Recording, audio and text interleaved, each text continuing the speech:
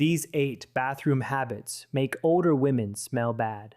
The journey through aging brings with it a multitude of physiological transformations, some visible, others more subtle, yet equally impactful on one's daily life and self-perception. Among these, a topic often shrouded in discomfort and misunderstanding is the emergence of a distinct skin odor in women over the age of 60. Far too frequently, this experience is met with a simplistic, often unfair, assumption that it stems from inadequate hygiene, a belief that scrubbing harder with stronger soaps is the solution. This pervasive myth, however, is not only unsupported by scientific evidence, but can, in fact, exacerbate the very issue it attempts to resolve.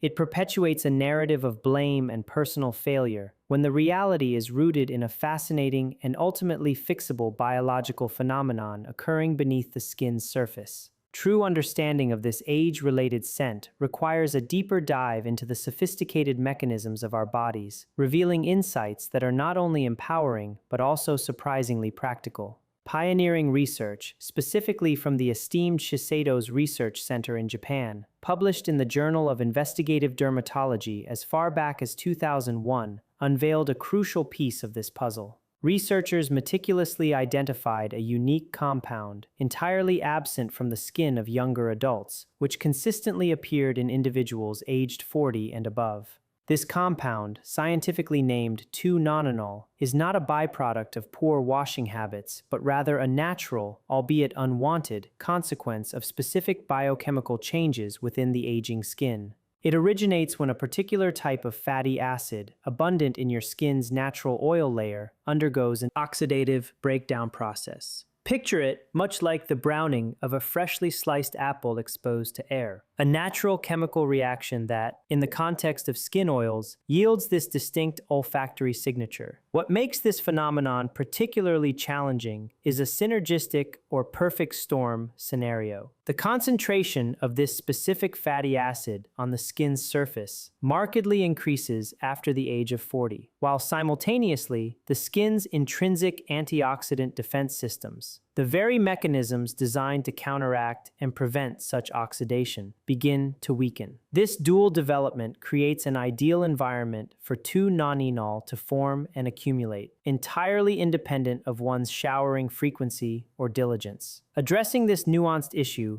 requires moving beyond superficial solutions and embracing a more informed, evidence-based approach. We will delve into precise, actionable strategies shortly, which, I assure you, challenge common assumptions. Before we proceed, I am keen to connect with those of you joining this discussion today. Sharing your experiences provides invaluable context and deepens our collective understanding. If you feel comfortable, please drop your age in the comments and candidly share whether a loved one, a husband, daughter, or close friend, has ever subtly or gently alluded to a shift in your personal scent. A simple yes or no is perfectly sufficient. Your stories are just as illuminating as scientific journals, offering real-world perspectives that enrich this conversation immensely. Please do not hesitate to share. The title of this discussion might initially suggest character flaws or a lack of personal care. However, I want to clarify immediately that this is absolutely not the case. The bathroom habits we are about to explore are not indicative of neglect or that you have, quote, let yourself go. On the contrary, every single item on this list represents common, everyday actions performed by millions of women, often without a second thought. The critical distinction lies in the fact that these habits, while benign in youth, take on new significance as our biology evolves with age, precisely because no one has adequately explained the underlying biological shifts that necessitate adjustment. We are going to meticulously count down from 8 to 1, progressing from habits that have a real, yet modest impact on age-related body odor to the singular habit that, according to the wealth of research I will meticulously detail, exerts the most profound influence on how an aging body generates and retains distinctive scents. The revelation at number 1, I confess, genuinely astonished me when I first encountered the data, so I encourage you to remain engaged throughout this entire explanation. Let's commence our journey with number 8,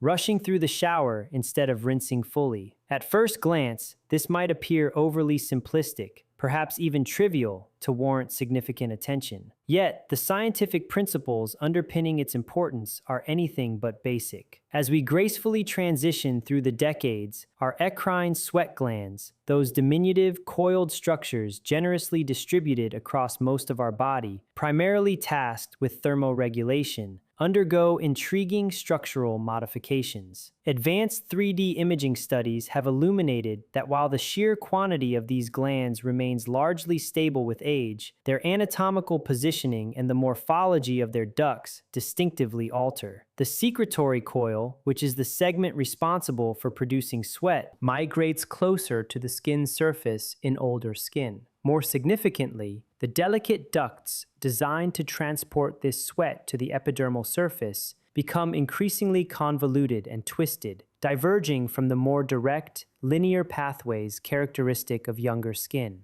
To conceptualize this, consider a once straightforward delivery route that has, over time, transformed into a labyrinthine maze of detours and complex junctions. The practical implication of this structural rearrangement is that sweat, along with the various oils and metabolic byproducts it carries, is no longer cleared from the skin's surface with the same efficiency it once was. Consequently, a swift rinse that proved perfectly adequate at 35 may now inadvertently leave behind a subtle yet persistent residual film, particularly within inherent skin folds, such as behind the ears, beneath the breasts, in the groin area, and along the hairline. The amplified relevance of this to an aging body, as opposed to just any body, stems from a concurrent physiological shift. Researchers have extensively documented a measurable decline in what is known as the cholinergic sweating response. This refers, in essence, to the strength and rapidity with which your sweat glands respond to neural signals, instructing them to activate.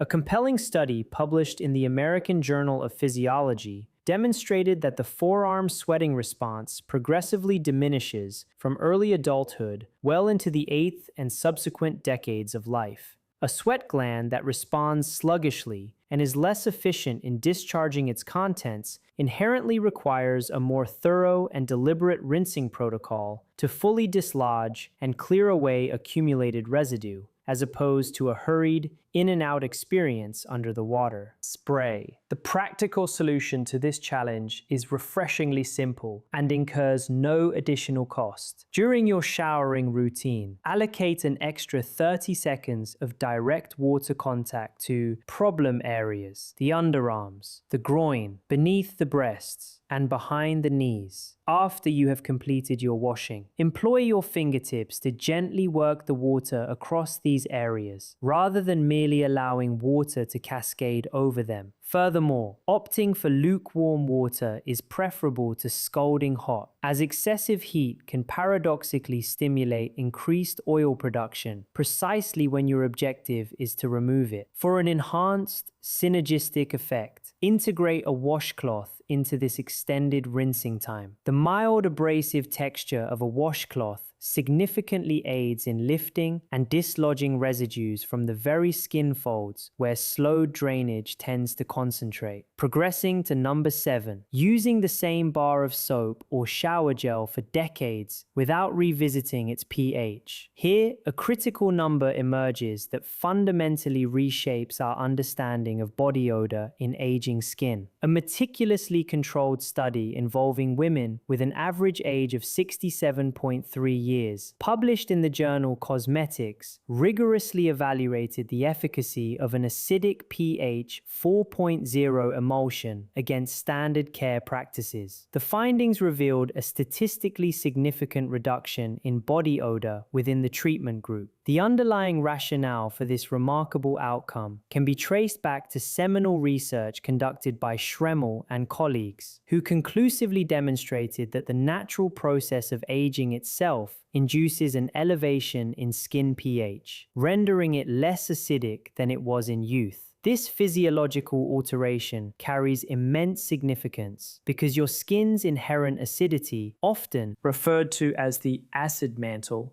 operates akin to a discerning bouncer at the entrance of an exclusive club. Its primary function is to meticulously regulate the microbial ecosystem on your skin, effectively preventing the rampant overgrowth of odor-producing bacteria, while simultaneously fostering the proliferation of beneficial, low-odor bacterial species. The vast majority of conventional bar soaps exhibit a pH ranging between 9 and 10, categorizing them as highly alkaline. If your skin's foundational pH is already naturally trending upward with age, consistently cleansing daily with an alkaline soap effectively dismantles the protective barrier of that bouncer, extending an open invitation to precisely those bacterial species you wish to discourage. A comprehensive UK cohort study, which meticulously investigated the skin microbiome across various age demographics, identified a specific and noteworthy microbial shift.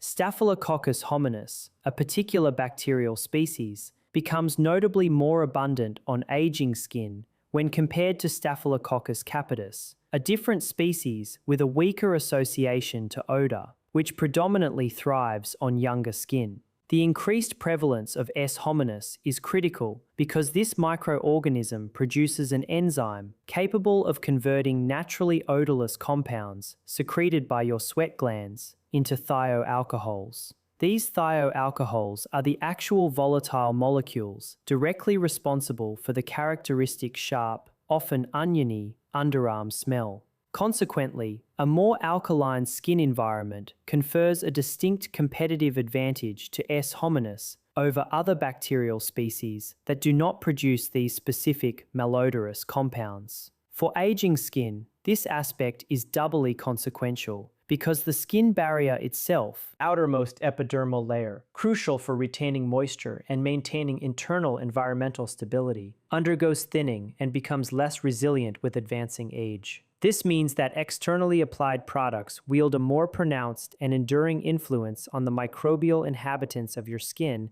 than they did when your skin barrier was robust, thicker, and more inherently self-correcting. The practical, actionable solution to this issue is elegantly straightforward. Actively seek out a cleanser specifically formulated and labeled as pH balanced or slightly acidic, typically falling within the 4.5 to 5.5 pH range. Incorporate it into your routine once daily rather than multiple times, as excessive washing can strip the essential oils your skin requires to sustain its vital acidic mantle. For synergistic benefits, follow this cleansing step with a fragrance-free moisturizer within 3 minutes of exiting the shower, while your skin remains comfortably damp. Moisturizer applied to moist skin is significantly more effective at sealing in and preserving that desirable lower pH environment. Next, we address number 6, letting damp towels sit folded or hung in a closed, humid bathroom. This particular habit directs our attention to an environmental factor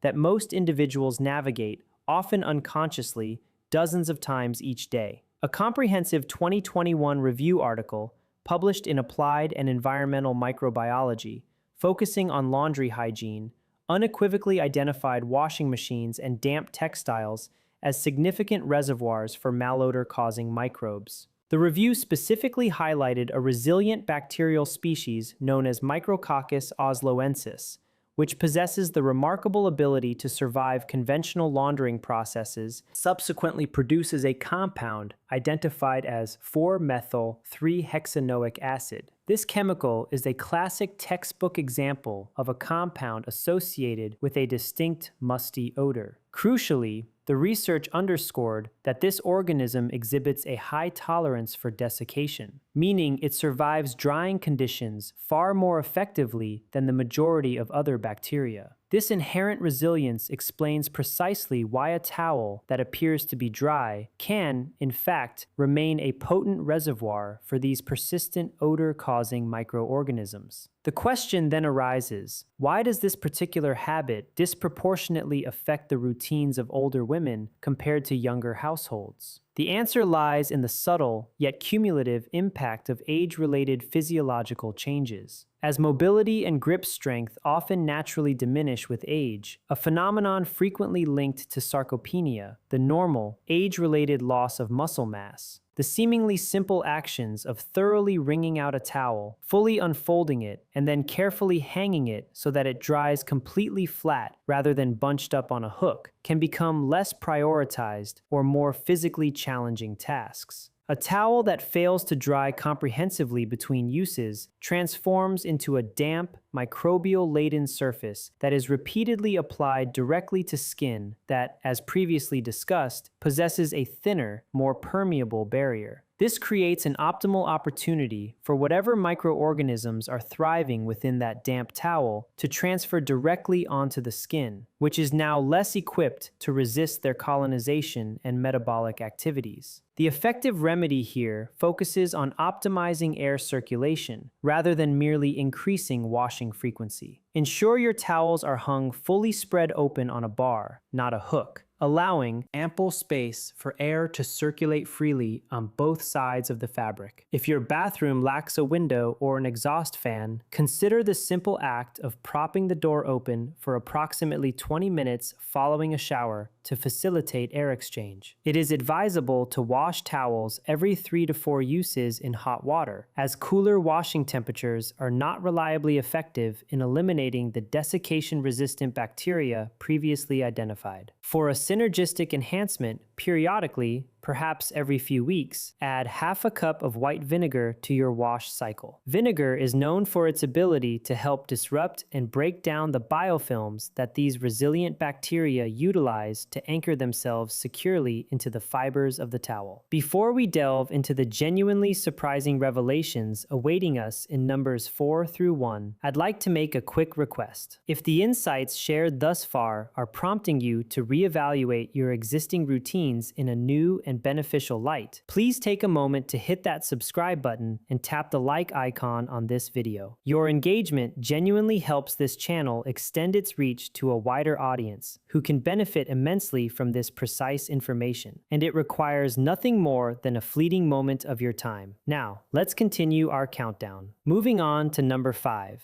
Ignoring what's happening on your scalp and treating only the body. It's a common oversight to compartmentalize body odor as an issue confined strictly to areas below the neck. However, the scalp is a densely populated landscape of its own, replete with an intricate network of sebaceous or oil glands. Crucially, the behavior and output of these glands also undergo significant alterations with the aging process. As estrogen levels progressively decline, a transition particularly pronounced during the menopausal phase. The delicate hormonal balance between estrogen and androgen hormones shifts. This results in a relative increase in androgen activity, even if absolute androgen levels might also decrease. This relative hormonal shift can profoundly influence the activity of the oil glands on the scalp, often leading to the production of scalp oil or sebum with a notably different fatty acid composition than what was typical in your 30s or 40s. The critical question then is why this matters specifically for odor rather than simply for the appearance of your hair. The answer lies in the unique properties of hair itself. Hair strands act like highly efficient wicks, possessing a large surface area that allows them to effectively trap and retain oils, sweat, and the volatile organic compounds generated by bacteria for significantly longer periods than smooth skin can. If your current hair washing schedule remains identical to the routine you maintained 2 decades ago, yet the underlying composition and rate of scalp oil production have fundamentally changed due to hormonal shifts, that established schedule may no longer be adequately matched to your scalp's actual biological output. The optimal solution here isn't necessarily to increase the frequency of washing indiscriminately, as overwashing can paradoxically strip the scalp of its natural oils, potentially triggering a reactive rebound in oil production. Instead, the nuanced approach involves paying close attention to your scalp within a 48 to 72 hour window after washing. Observe whether you begin to detect any discernible odor by the end of this period. Then, intelligently adjust your washing frequency to occur just before that point of detectable odor emerges, rather than rigidly adhering to a numerical schedule that was perhaps appropriate for a different decade of your life. For synergistic benefits, consider incorporating an occasional clarifying shampoo into your routine, using it perhaps every 2 to 3 weeks rather than daily. Clarifying shampoos are specifically designed to more effectively remove product buildup and excess oils that regular shampoos alone tend to leave behind, particularly on hair that is now holding on to more oil than it used to. Our next point is number 4, drinking less water without noticing. This habit might initially seem entirely unrelated to body odor, yet the connection is profound and directly impacts the function of your sweat glands and the overall health of your skin. A cross-sectional study of community-dwelling older adults with an average age of 83.6 years meticulously investigated which lifestyle factors most reliably predicted skin hydration. Skin hydration was directly measured as stratum corneum hydration, representing the water content of the skin's outermost protective layer. The study identified 2 statistically significant factors: consistent daily moisturizer use and overall exercise level. The researchers posited that the beneficial effects of exercise likely operate through a process known as mitochondrial biogenesis. Essentially, your body's intricate process of generating new mitochondria. These minuscule structures within cells are the powerhouses responsible for generating cellular energy. As we age, both the function and quantity of mitochondria tend to decline, a process sometimes referred to as the aging cell's energy crisis. And this decline impacts skin cells just as profoundly as it affects muscle cells. Now, let's establish the specific connection to odor. When the skin is underhydrated, its vital barrier function becomes compromised. In such a state, any sweat that does reach the surface comes into contact with skin that possesses a diminished capacity to effectively regulate its own surface chemistry. This creates a far more hospitable and favorable environment for odor-producing bacteria to proliferate and metabolize their substrates. Independently, your kidneys, which play a crucial role in waste elimination, are heavily reliant on adequate water intake to efficiently filter and secrete metabolic byproducts, such as urea. When you are chronically underhydrated, urea can concentrate in your sweat, contributing to a more noticeable odor. A lesser known, yet critically important aspect is that older adults frequently experience a blunted thirst response. This means you may simply not feel thirsty, even when your body is experiencing a significant fluid deficit, which is a primary reason why dehydration is so frequently underestimated and overlooked in this demographic.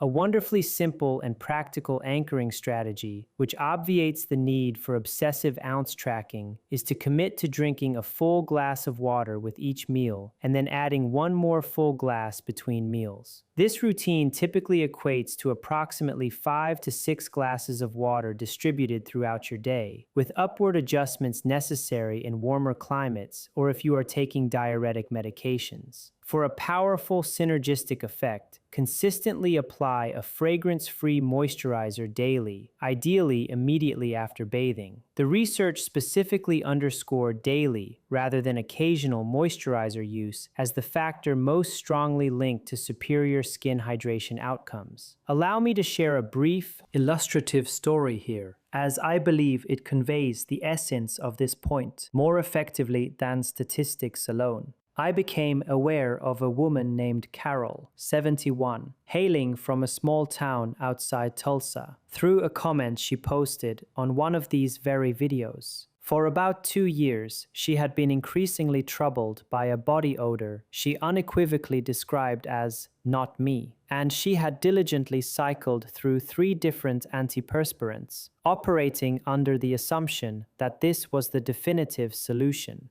What ultimately brought about a transformative change for Carol was almost embarrassingly simple. She began the practice of keeping a water bottle prominently displayed on her kitchen counter as a consistent visual reminder to drink. Alongside this, she adopted a daily moisturizing routine, abandoning her previous habit of only moisturizing when her skin felt visibly parched. Approximately 6 weeks later, Carol wrote back to share her genuine delight. The the bothersome smell had significantly faded, and she also noted that her skin felt less papery to the touch. I recount Carol's experience, not because a single anecdotal comment constitutes a clinical trial, but because it serves as a remarkably clear illustration of how seemingly unglamorous, yet scientifically grounded interventions, specifically consistent hydration and diligent skin barrier support, align perfectly with what the research unequivocally predicts. Now, we are poised to enter the top 3 most impactful habits. And this is where, I believe, the truly surprising insights reside. Let's delve into number 3, not adjusting your diet around sulfur-rich foods as your gut microbiome shifts with age. This particular point requires a slightly more detailed explanation, so I ask for your patience. Your gut bacteria are tireless workers, constantly breaking down various components of the food you consume.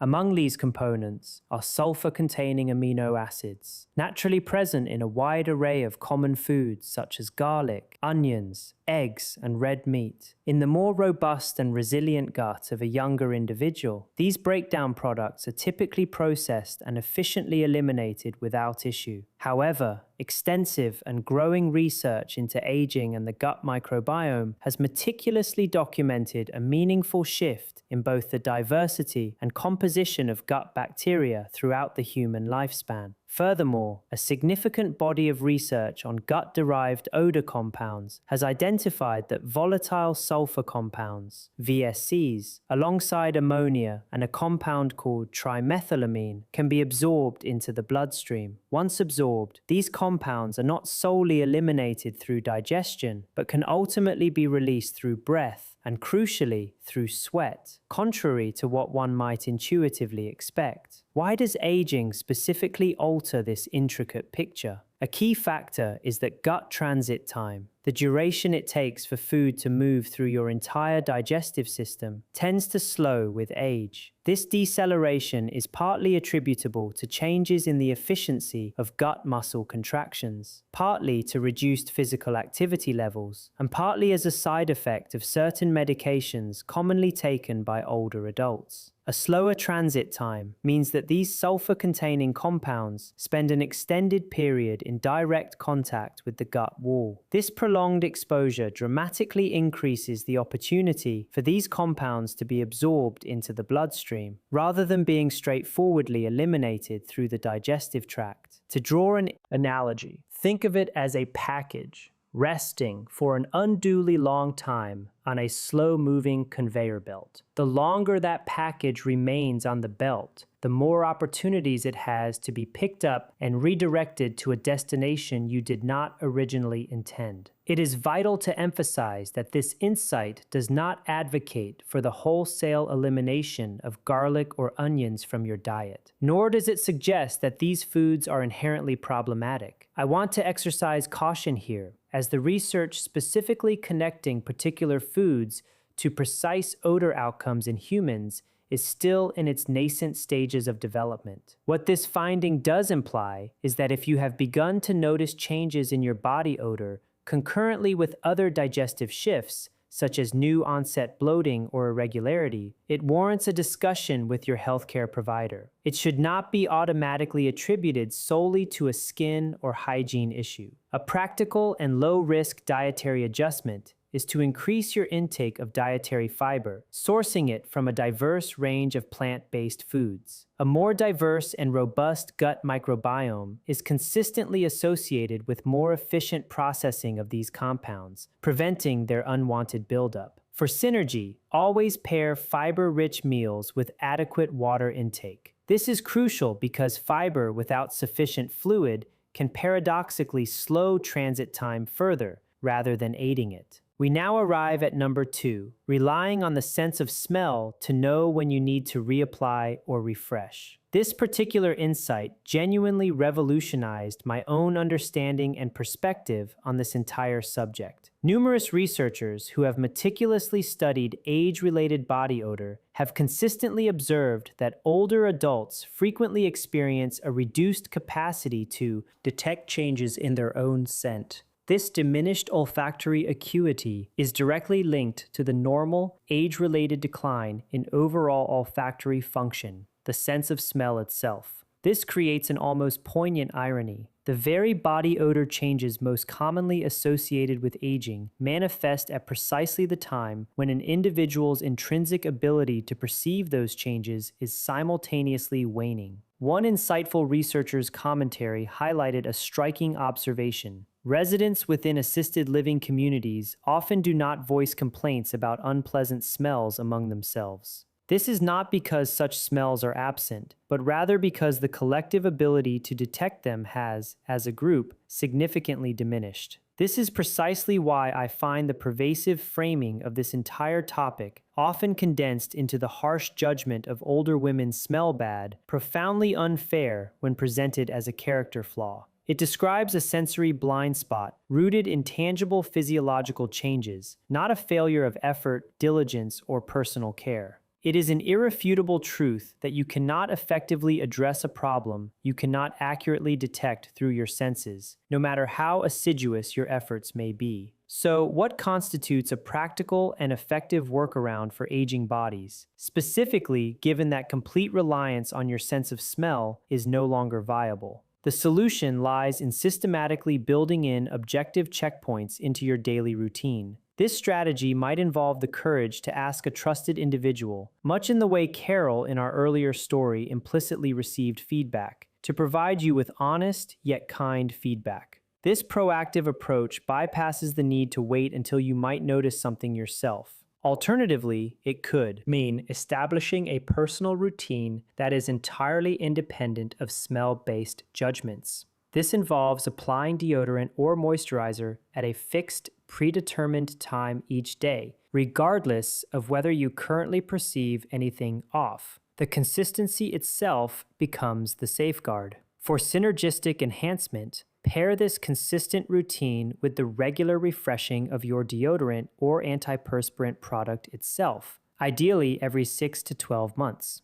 These products, like many others, gradually lose their efficacy over time, even if the container still appears to be far from empty. And now, the moment we've been building towards. Number 1, the single biggest factor based on the entirety of the research we've meticulously covered, and the one I promised would genuinely surprise you. Number 1 is, in essence, the fundamental oxidative skin process that gives rise to the 2-nonenal compound we introduced at the very beginning of this discussion. More specifically, it is the omission of any deliberate action to actively support your skin's inherent antioxidant defenses against this pervasive process. Let us return to our starting point, because every other item we've discussed on this comprehensive list, the precise pH balance of your skin, its level of hydration, the delicate microbial ecosystem, all serve as crucial foundational elements.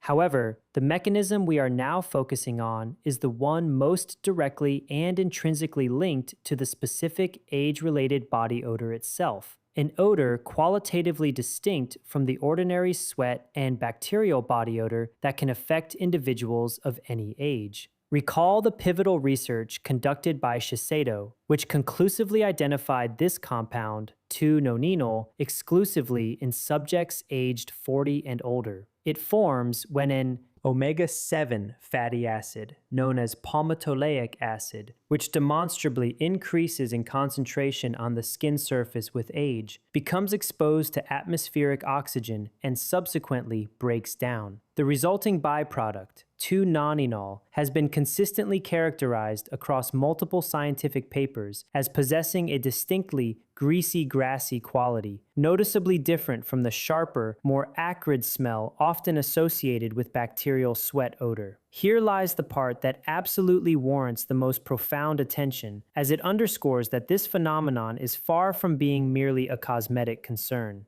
A compelling follow-up study, employing cultured human skin cells, revealed a startling discovery. When 2-nonenal was experimentally introduced to these cells, it demonstrably reduced cell viability and actively promoted programmed cell death, or apoptosis. Furthermore, in an advanced 3D skin model, the presence of 2-nonenal measurably thinned the epidermis and reduced the number of actively dividing cells. In simpler, more accessible terms, the very same compound implicated in this age-related odor appears, under controlled laboratory conditions, to actively contribute to the thinning of the skin itself, a universally recognized hallmark of skin aging. While this evidence does not definitively prove that 2-nonenal is the singular primary driver of skin aging, it very strongly suggests that the age-related odor and the visible, physical aging of the skin may share a deep-seated underlying biochemical commonality. Both phenomena appear to be intimately connected to a decline in internal antioxidant defenses and the pervasive presence of ongoing oxidative stress within skin cells. Why does this particular issue impact aging bodies in a way that simply bypasses younger individuals? The answer lies in the robust, intrinsic antioxidant system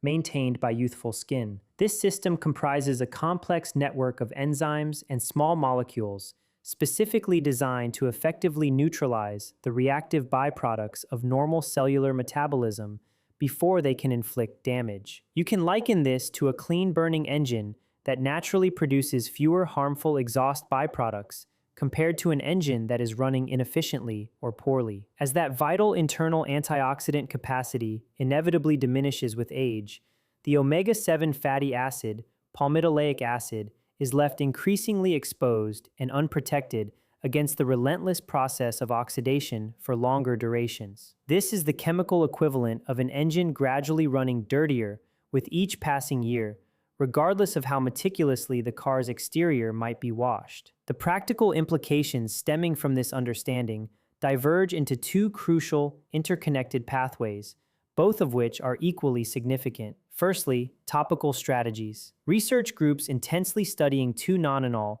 have diligently explored various fragrance and topical antioxidant strategies specifically aimed at neutralizing this compound directly on the skin's surface. Among the most promising avenues are plant-derived polyphenols, the natural antioxidants abundantly found in substances such as green tea catechins or cocoa flavonols, which have demonstrated a remarkable ability in laboratory studies to effectively scavenge and mitigate this specific compound. Secondly, internal strategies. Given that the root cause is fundamentally an oxidation problem, dietary patterns generously rich in a diverse array of colorful fruits and vegetables may offer systemic support by providing a broad spectrum of dietary antioxidants. However, I want to be entirely transparent. Large-scale supplement trials specifically investigating the efficacy of isolated antioxidants like vitamin E for body odor outcomes have yielded mixed to largely disappointing results. Therefore, this is not a situation where simply taking a single pill is a proven or guaranteed solution. The most robustly evidence-backed approach currently available involves the consistent daily application of a moisturizer containing well-researched antioxidant ingredients, integrated seamlessly alongside all the other recommendations presented in this comprehensive list. For optimal synergy, this strategy directly complements and reinforces item number 4, hydration. Well-hydrated skin, possessing an intact and robust barrier, is far more capable of retaining topically applied antioxidants for longer periods, thereby allowing them to exert their beneficial effects more effectively and efficiently. Before we conclude this vital discussion, I feel it is imperative to share the story of one more woman, as her experience beautifully encapsulates why this list of insights extends far beyond mere scientific data. Dorothy, a vibrant 76-year-old residing in a suburb outside Sacramento, wrote in to describe a moment that many of you will undoubtedly recognize and resonate with. Her granddaughter, with absolutely no malice or unkindness intended, innocently inquired why Grandma's hugs smelled different than they used to. Dorothy recalled that the question, while not eliciting anger, resonated deeply and stayed with her for weeks, kindling a quiet worry that something fundamental had changed within her, in a way she felt utterly powerless to control. After diligently incorporating several of the actionable strategies we have discussed today, specifically adopting a pH-balanced cleanser, maintaining consistent daily moisturizing, and consciously paying closer attention to her hydration levels, Dorothy penned an update approximately 2 months later. She expressed that those cherished hugs felt like they used to again, and equally significantly, her own self-confidence when entering a room had been fully restored. This, ultimately, is what this entire conversation truly boils down to. It is not about superficial vanity, nor is it about attempting to conceal or be ashamed of who you are as you gracefully age. Instead, it is about embracing a profound understanding that your body at 70 is operating on a fundamentally different, yet equally intricate biochemistry than it was at 40, through absolutely no fault of your own. And critically, understanding that evolving biochemistry equips you with tangible, evidence-based tools to continue feeling confident, vibrant, and authentically yourself in every room you enter, with every hug you share, and throughout every single year that lies ahead of you. It is genuinely never too late to cultivate a deeper, more informed understanding of your own remarkable body. And every single recommendation on this comprehensive list is something you possess the power to initiate starting today.